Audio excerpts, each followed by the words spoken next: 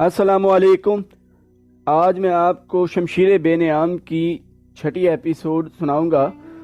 तो चले आइए शुरू करते हैं। खालिद को जंग का शोरगुल अब भी सुनाई दे रहा था।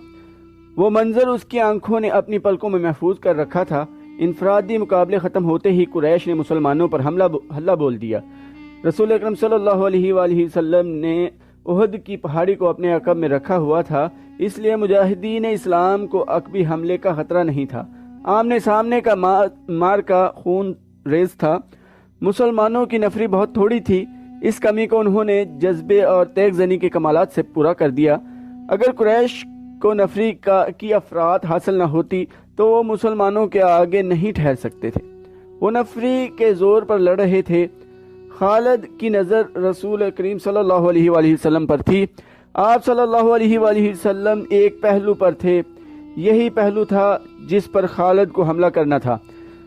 अब कि उसने अपने सवारों को यह हुक्म दिया कि वो घोड़ों को सरपट दौड़ाते तंग रास्ते से आगे निकल जाएं और मुसलमानों के पहलू पर हल्ला बोलें, मगर अब्दुल्ला बिन जुबैर के 50 तीर अंदाजों ने सवारों को इस तरह पसपा कर दिया कि वो चंद घोड़े और जख्मों से कराहते हुए कुछ सवारों को पीछे छोड़ गए। मार्का अरूज पर था। सिर्फ एक आदमी था जो लड़ नहीं रहा था। वो मैदान जंग में बर्छी उठाए यूं घूम फिर रहा था जैसे किसी को ढूंढ रहा हो। वो वहशी बिन हर्ब था। वो हमजा रजी अल्लाह अन्हु को ढूंढ रहा था। हमजा रजी अल्लाह अन्हु को कत्ल करने के उसके लिए दो इनाम थे। एक ये कि उसका आका उसे आज़ाद कर देगा, और दूसरा अबू सुफियान की बीवी हुंद के वो जेवरात जो उसने पहन रखे थे। उसे हमजा रजी अल्लाह अन्हु नजर आ गए। वो कुरैश के एक आदमी सबा बिन अब्दुल उज़्ज़ा की तरफ बढ़ रहे थे। अरब में रवाज था कि फितना औरतें क्या करती थीं। मुर्रख इब्ने हशाम के मुताबिक इस्लाम से पहले अरबों में फितने का रवाज मौजूद था। हमजा रजी अल्लाह अन्हु ने जिस सबा को ललकारा था उसकी माँ फितने किया करती थी। फितने करने वाली के बेटे हमजा रजी अल्लाह अन्हु ने उसे ललकारा, इधर मुझे आखिरी बार देख ले। सबा बिन अब्दुल उज़्ज़ा हमजा रज़ी अल्लाह अन्हु की तरफ बढ़ा। गुस्से से उसका चेहरा लाल था। वो तलवार और ढाल की लड़ाई का माहिर था। हमजा रज़ी अल्लाह अन्हु भी कुछ कम न थे। दोनों एक दूसरे के करीब आए और एक दूसरे पर वार करने लगे। दोनों की ढालें वार रोक रही थीं।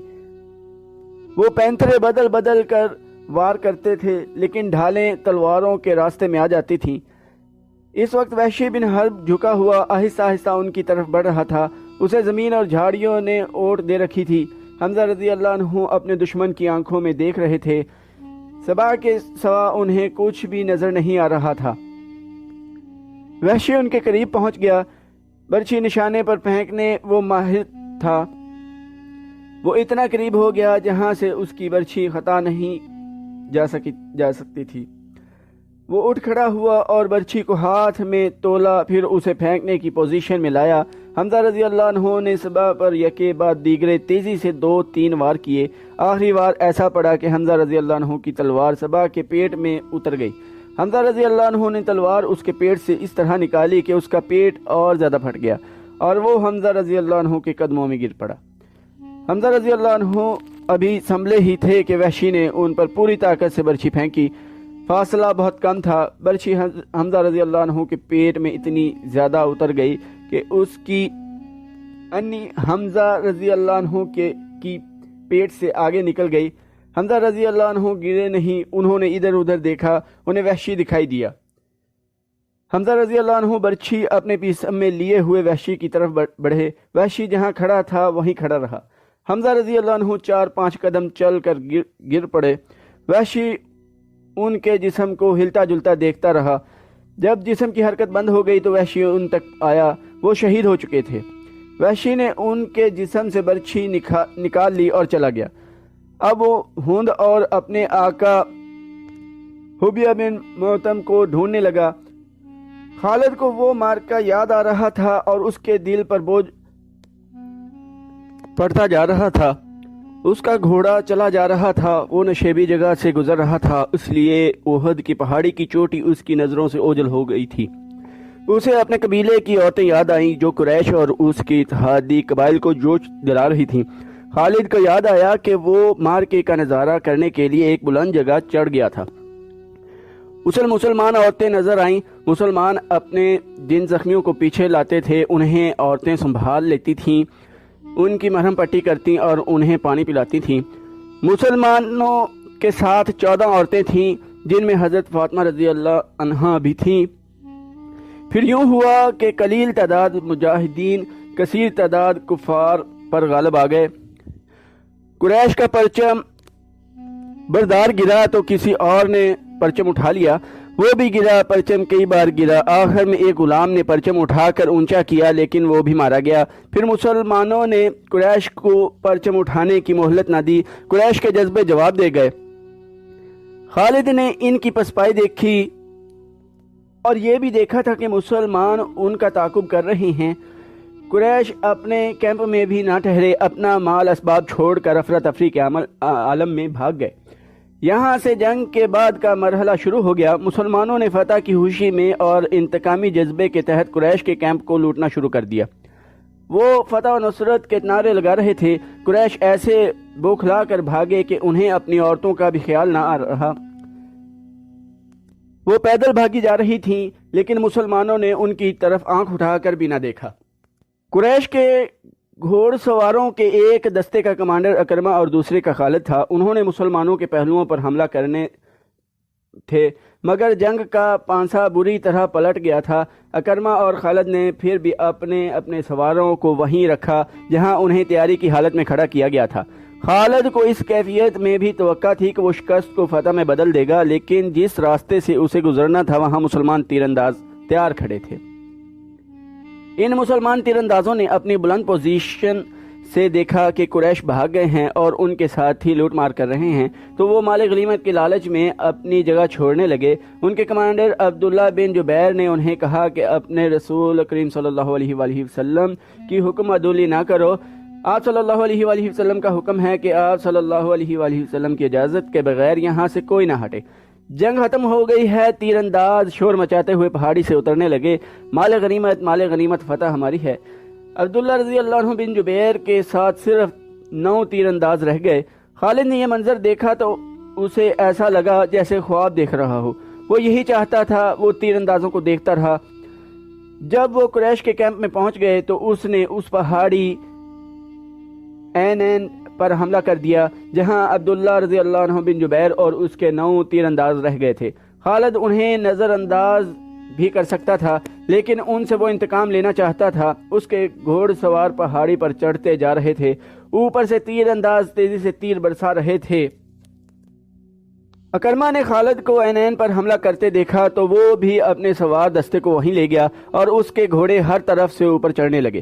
سواروں کے پاس بھی تیر کمانیں تھیں، وہ اوپر کو تیر چلا رہے تھے لیکن اتنے گھوڑ سواروں کو روکنا ان کے لیے ممکن نہ تھا۔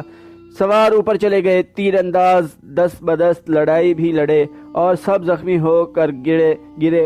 خالد نے زخمیوں کو پہاڑی سے نیچے پھینک دیا۔ عبداللہ رضی اللہ عنہ بن جبیر کو شہید ہو گئے۔ وہاں سے خالد اور اکرمہ نے اپنے گھوڑ سواروں کو اتارا اور اس مقام پر آ گئے جہاں سے مسلمانوں نے لڑائی کی ابتدا کی تھی۔ خالد کے حکم پر دونوں نے مل کر مسلمانوں پر حملہ کر دیا۔ مسلمان لڑنے کی حالت میں نہیں تھے لیکن رسول کریم صلی اللہ علیہ وآلہ وسلم نے مجاہدین کی کچھ تعداد کو اپنے ساتھ رکھا ہوا تھا۔ وہ مجاہدین گھوڑ سواروں کے مقابلے میں ڈٹ گئے۔ قریش کے ساتھ عورتیں آئی تھیں، وہ بھاگ گئی تھیں لیکن عمرہ نام کی ایک عورت وہیں کہیں چھپ گئی تھی۔ اس نے جب قریش کے گھوڑ سواروں کو مسلمانوں پر حملہ کرتے دیکھا تو اسے قریش کا پرچم زمین پر پڑا نظر آ گیا۔ اس عورت نے پرچم اٹھا کر اوپر کر دیا۔ ابو سفیان نے اپنے بھاگتے ہوئے پیادوں پر قابو پا لیا تھا۔ اس نے ادھر دیکھا تو اسے اپنا پرچم لہراتا نظر آیا۔ اس نے حبل زندہ باد اور عزا زندہ باد کے نعرے لگانے اور پیادوں کو واپس لا کر مسلمانوں کو گھیرے میں لے لیا۔ خالد کو وہ وقت یاد آ رہا تھا، وہ رسول کریم صلی اللہ علیہ وآلہ وسلم کو ڈھونڈ رہا تھا۔ اور آج 4 برس بعد وہ مدینہ جا رہا تھا اور اس کے ذہن پر رسول کریم صلی اللہ علیہ وآلہ وسلم کا غلبہ تھا۔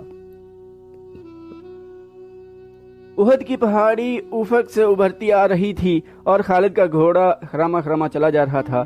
خالد کی ذہنی کیفیت کچھ ایسی ہوتی جا رہی تھی جیسے اسے آگے جانے کی کوئی جلدی نہ ہو، اور کبھی وہ لگام کو یوں جھٹکا دیتا جیسے اسے بہت جلدی پہنچنا ہو، لیکن جس منزل کو وہ جا رہا تھا وہ منزل ابھی اس پر پوری طرح واضح نہیں ہوئی تھی۔